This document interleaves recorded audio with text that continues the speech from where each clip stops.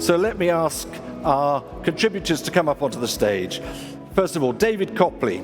David is Special Assistant to the President of the National Security Council at the White House, former Navy intelligence, also at Newmont, and now, as I say, working in Washington. Dr. Doris Hiam-Galvez is founder and author of Designing Sustainable Prosperity. She's also the program chair of this year for the World Mining Congress. Trust, transformation, and technology are the themes for that. Good to see you, Doris. Kent Masters is the chair and CEO of Albemarle. Lithium, of course, to the core, but globally, across so many countries working. Kent, thank you for being with us. Over to my left, Máximo Pacheco. Great to see you, Máximo. Máximo is chair of the board at Codelco, obviously with an emphasis on copper, but also, as we'll hear, lithium, I'm sure, Máximo. Anna Cabral is co-chair and CEO of Sigma Lithium in Brazil. Top words on their program, green and sustainable. Anna, very good to have you here.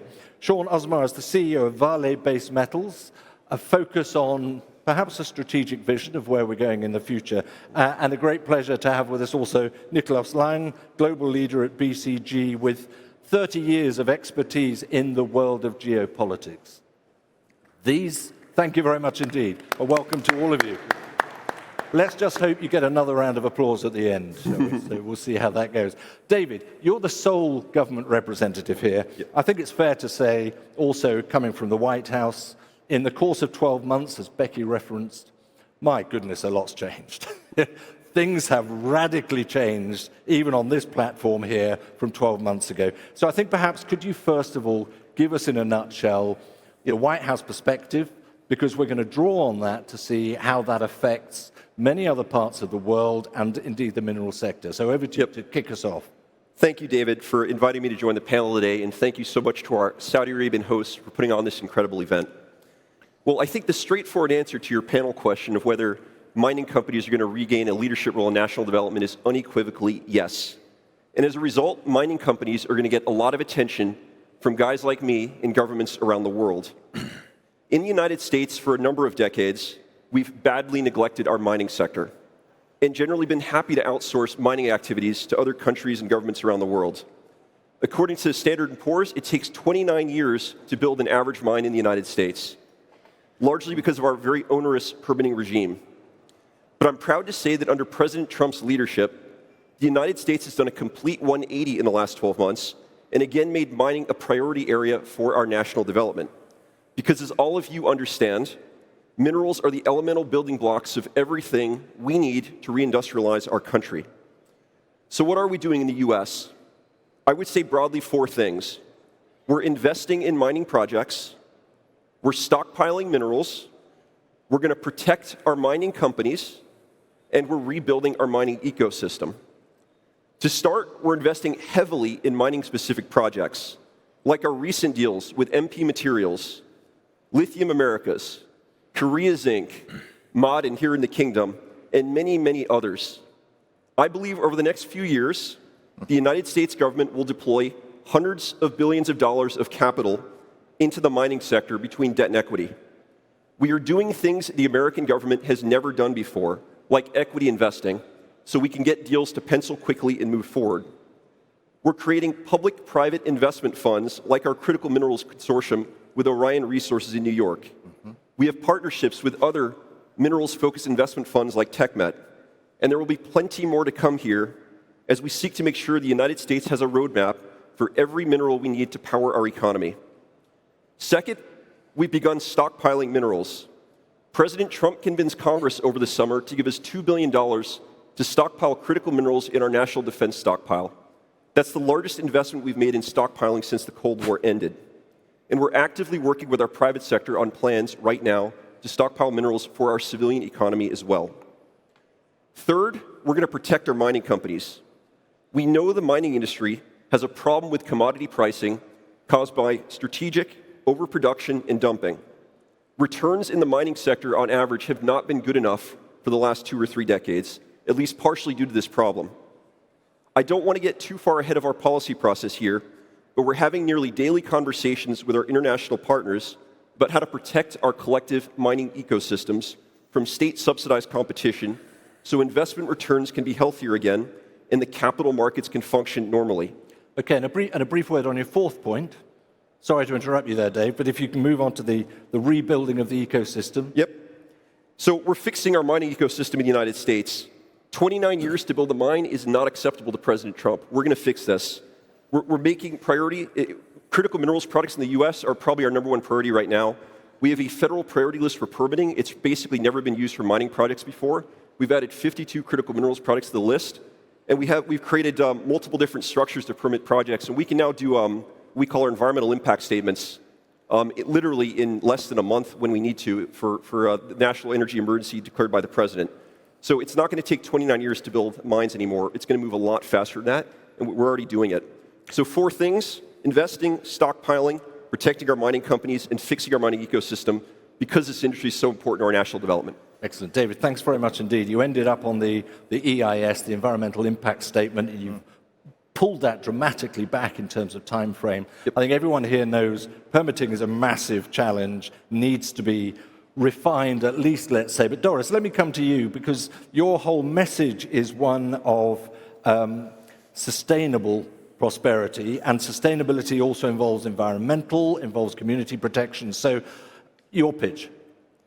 Thank you, Dave. Minerals did not build nations. Resources enabled that.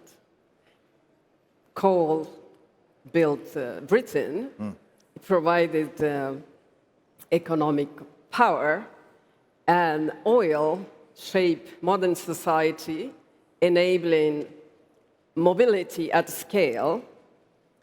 So mining could be an enabler of lasting prosperity, sustainable prosperity.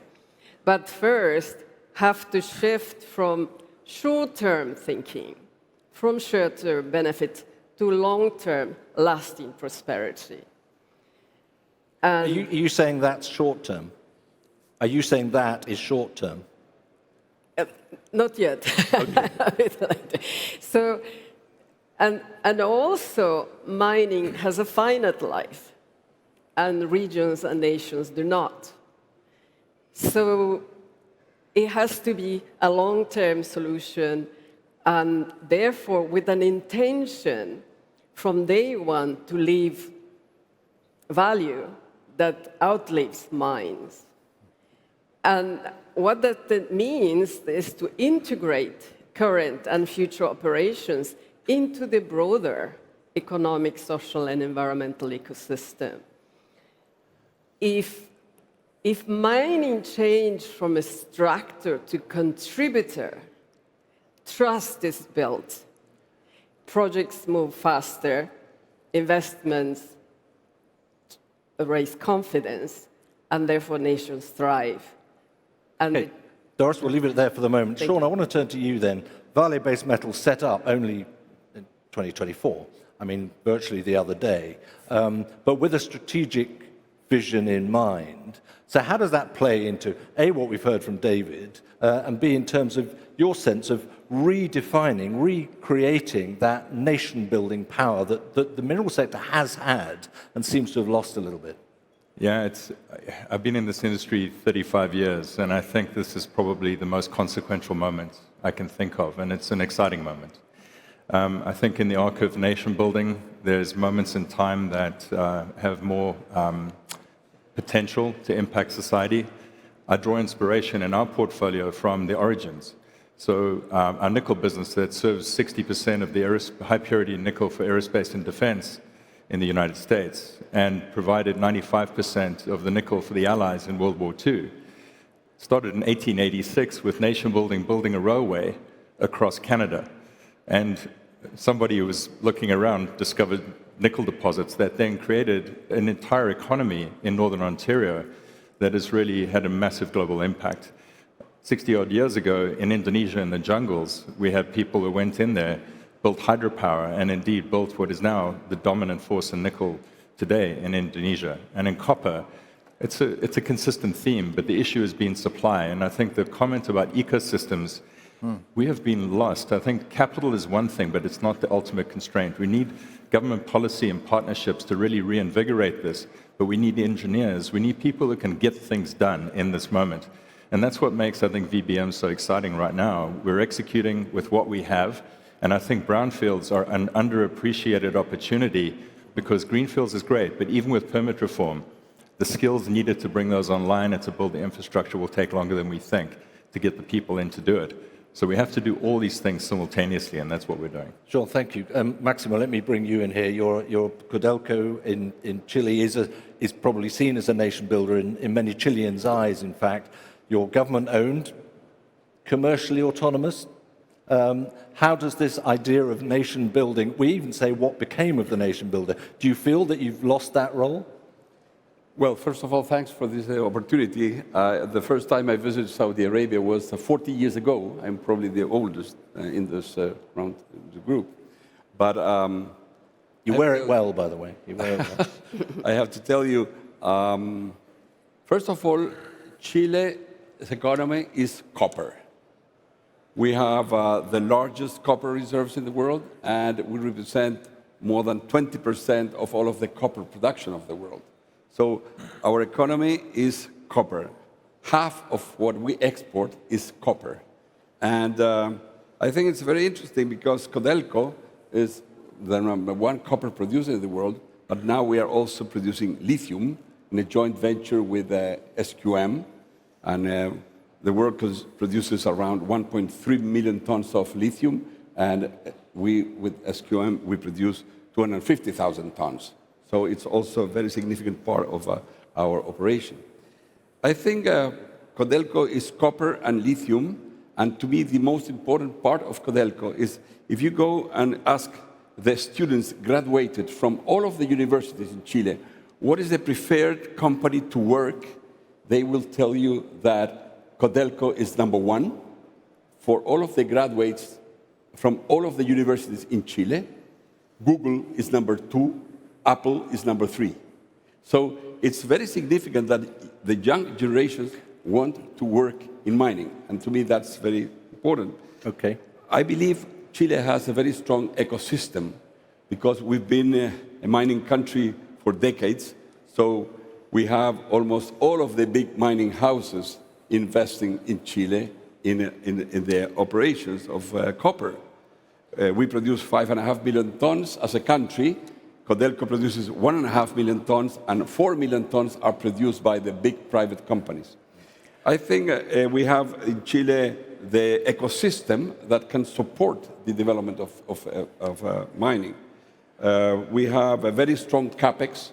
Codelco's capex is $5 billion per year in copper and $500 million in lithium.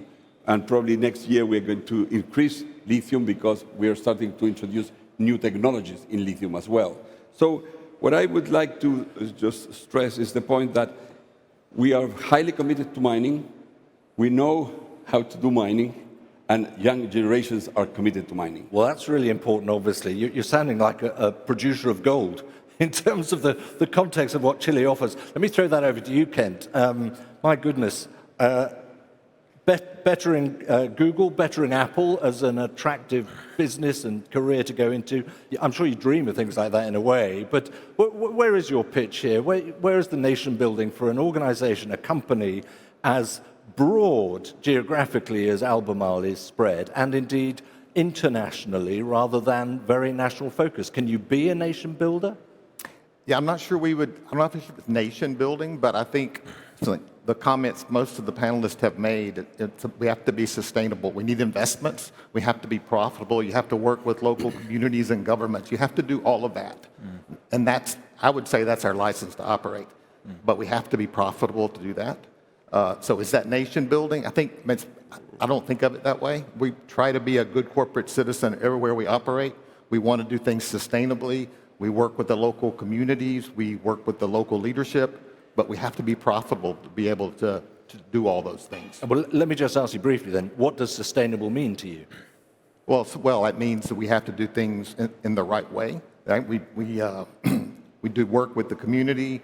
We work sustainably. When you bring up a new mine, we want to do it under the new standards on sustainability, lower carbon emissions, better make sure you take care of the water rights. A lot of the places we operate, water is a scarce resource, so we work on that. So that sustainability in that particular frame point. Okay, thank you very much for that. Anna, I want to bring you in here. Sigma Lithium has green as the standard across its top line is the message, is green within a transition. We're hearing some different arguments and messages about what is the purpose of the mineral sector at the moment, and some of it focuses very much on national security, national development. Green is a global concept, so where do you fit? Well, no, it didn't start off that way, because when we incorporated Sigma in 2012, lithium was esoteric, so it had nothing to do with national security. The whole objective was to launch what we call a future-facing material, because at the time, we did not know what the potential was going to be yet. It was one of the cycles. You all, both Ken and Máximo, remember 12 was cycle, my first cycle. And the objective was to transform mining the way it was done in our country. Mining is a key piece of the economic construct of Brazil, but we felt that it was somewhat forgotten by society, differently than agriculture, soft commodities. So we viewed it as a vector of prosperity, way before we even had revenues. Why? Very much like oil and gas, one needs to go where the resources are. What we've done that was disruptive, we went a step further. We put in a state-of-the-art processing facility on top of the mine in a region where no one possibly believed that we could actually execute such a technologically advanced facility. So fast forward, as recently as 2019, we actually done an investment route through the fund. We had zero outside interest, which means that lithium wasn't thought of as a national security, material or mineral up until very recently.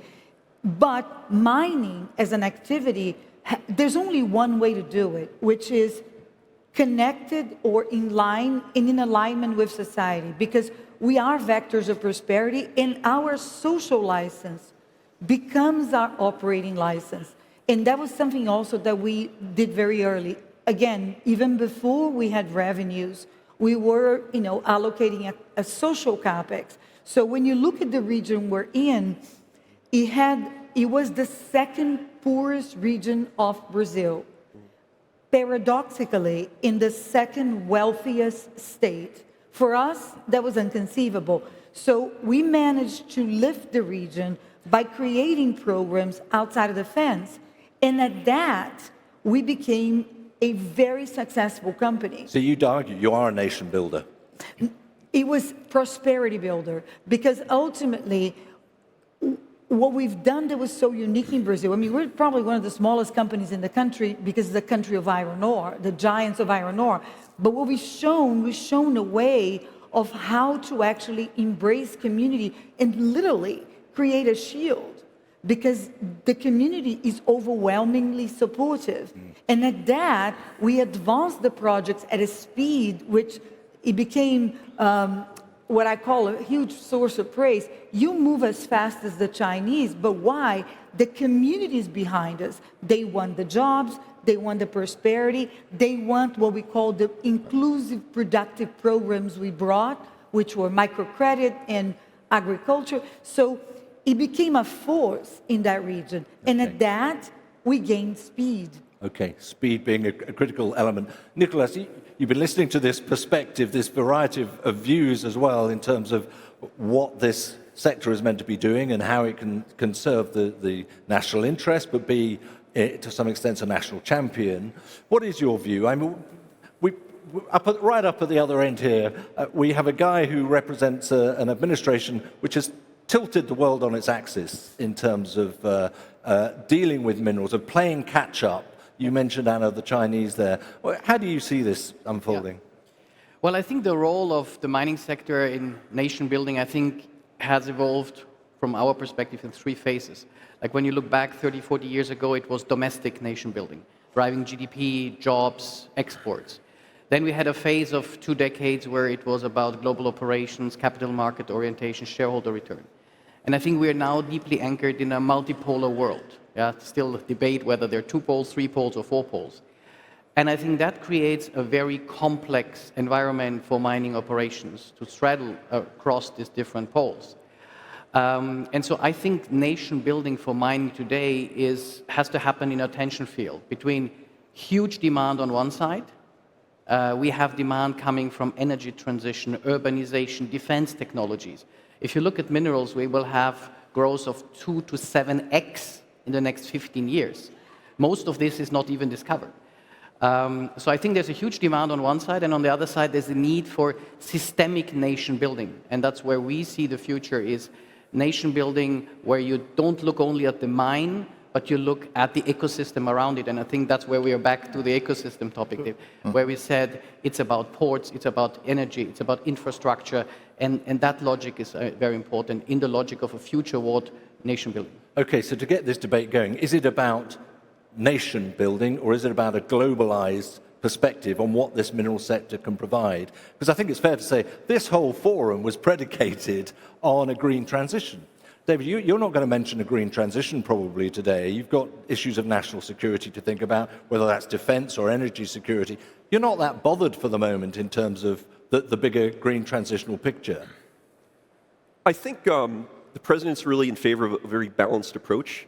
I think we feel like the United States went too far in outsourcing a lot of things that are really important to us that we need for a lot of the things like batteries that you're talking about with regards to the green transition.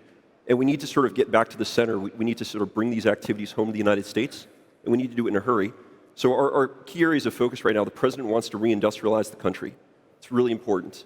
And we know we need minerals to do that. So in terms of our industrial agenda and our national security agenda, very focused on that, and that enables us to do a lot of the other activities you're talking about. If we don't have these minerals, we can't do electric vehicles, and we can't do a lot of other things that are really important. And that's the role of a government. Doris, it's upended expectations among some sectors. Lithium might be one of them. Yeah, I think we don't want to repeat what China has done. So they have built an economy for themselves. But now we have to figure out how to do it internationally. So a different way of doing it. But also just want to touch briefly, the comments on one economy, one commodity economy. In one commodity economy, copper or nickel or whatever, not everybody can work in that economy. So the pay is high, but the rest is very low. So therefore, it has to be diversified.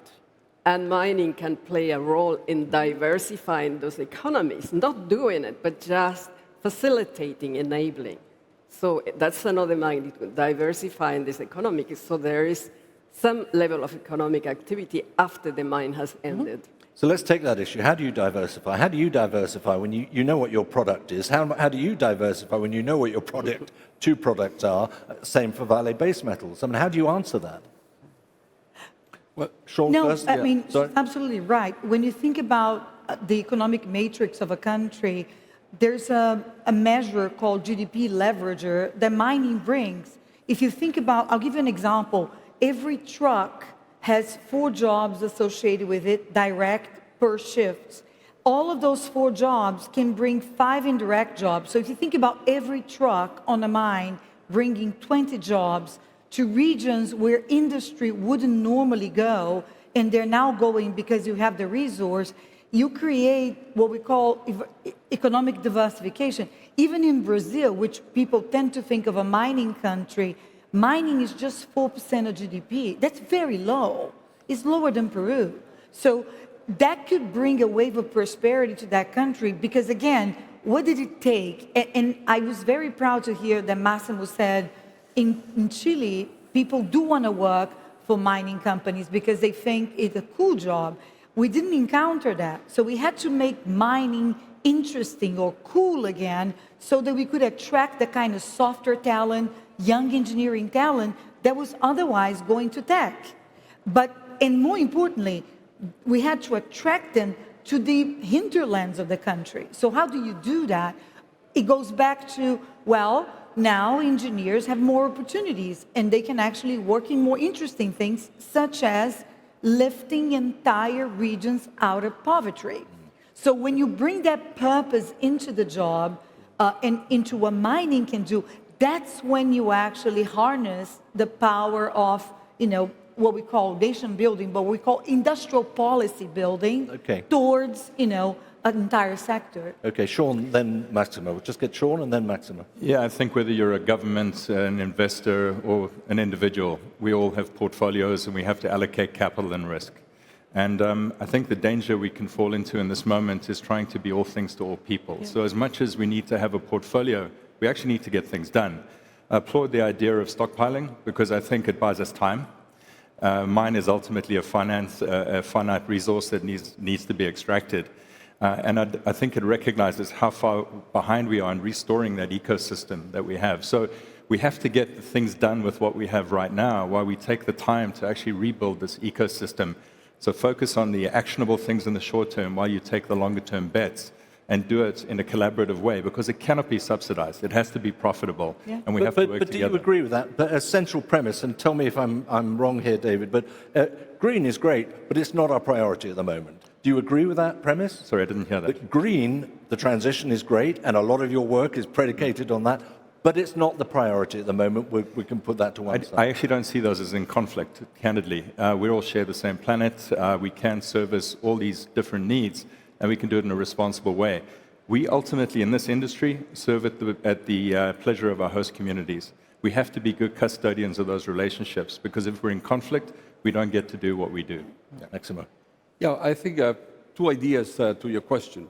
I believe most people think that mining is about a natural resource, and we've learned that this is not only about a natural resource.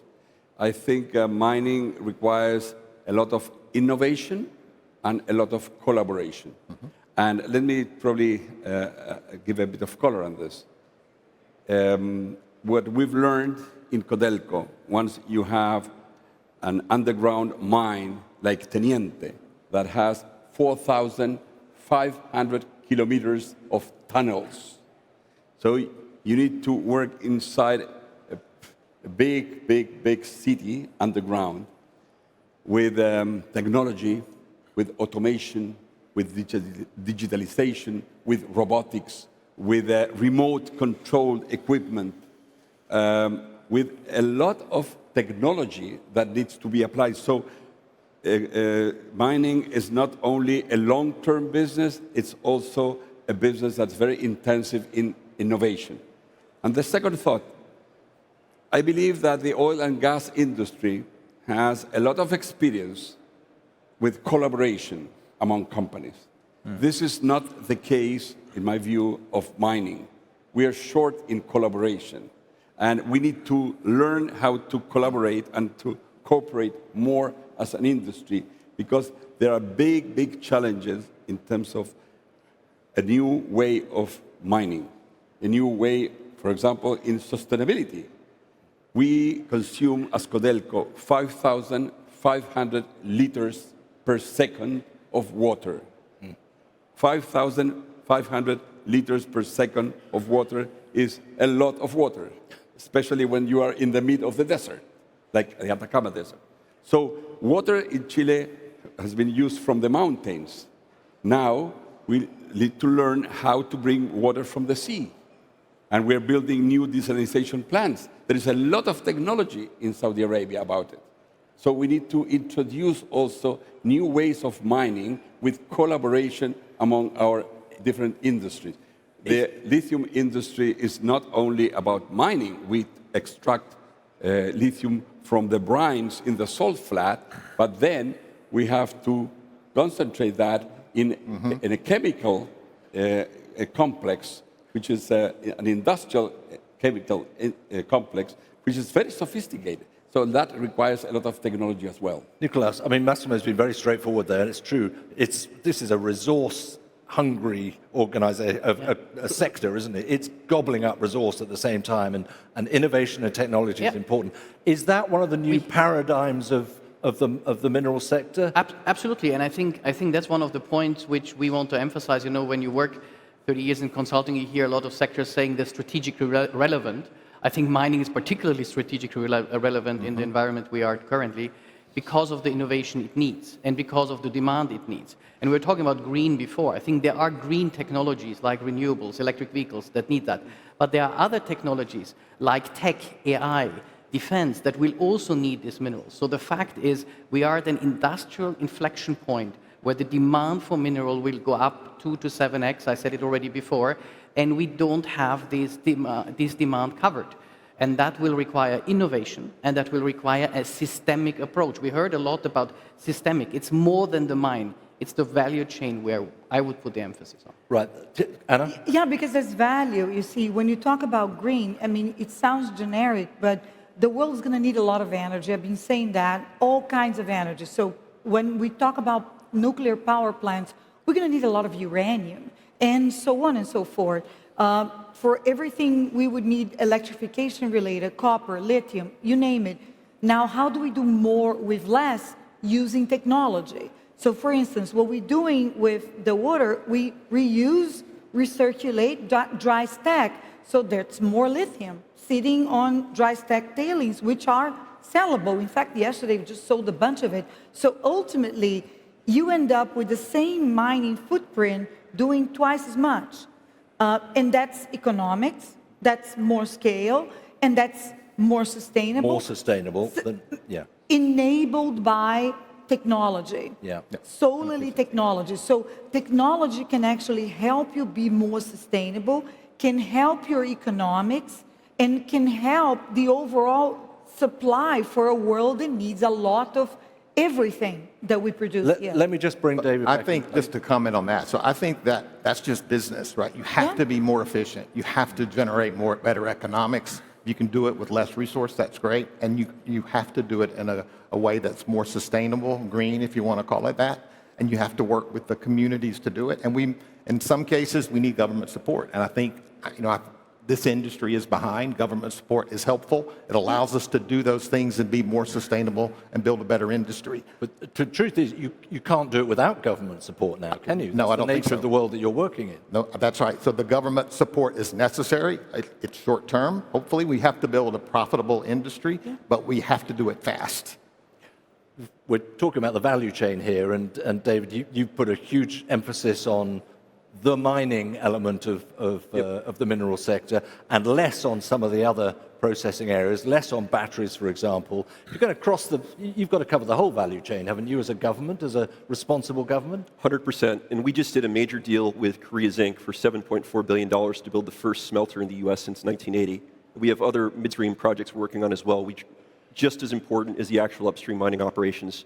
But, what's really struck me, David, listening to this panel is in the United States, this is a very bipartisan issue. We have some slight differences in our approach. There are people who really want critical minerals because of green tech. There are people who really want it because of national security and economic security. But there's general alignment in our country that this is something that's really important. And we're getting a lot of support from both sides of the aisle in many of the things we're doing, probably not everyone. And I think it's the same way between countries. There's advanced economies like the United States. You come to the White House with a project, the first question you're going to ask isn't how many jobs it's going to create. It's what quantities, what minerals are you going to get us, because we need it to create all the things that we actually want to produce. We care about jobs too, but then there's other countries where they're going to be focused very much on like GDP contribution, what you're going to do in terms of building out infrastructure. But it's really important whether it's Democrats or Republicans in the United States, or whether it's advanced economies or developing economies. This is just such an important issue, and there is general alignment that we need to be stronger and the industry needs to be healthier.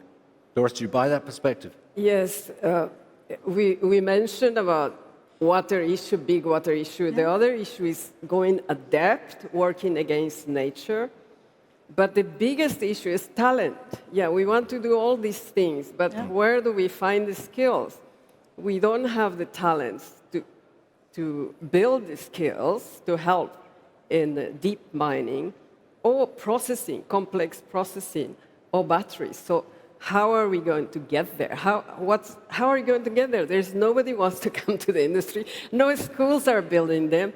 How are you going to do it? But I think industry has done a job of finding the skills they need. We do need to build that from a local education perspective, but we would leverage resources from or people from one part of the world to the other. So processing, for example. So we don't do that in the U.S., but we do in other parts of the world. We can leverage that into one geography or the other. So I think industry plays a role in that by taking skills from around the world and spreading it.